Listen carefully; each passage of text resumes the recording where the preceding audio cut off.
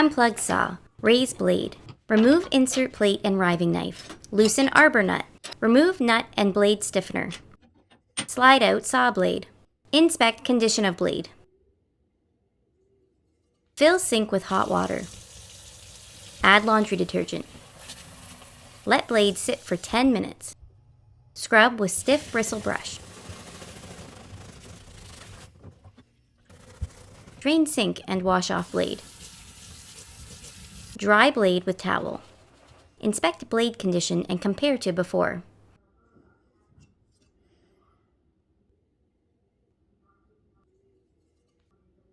Reinstall blade, blade stiffener, and arbor nut. Tighten arbor nut. Reinstall riving knife. Reinstall insert plate. Lower blade. A test cut shows no more burning wood.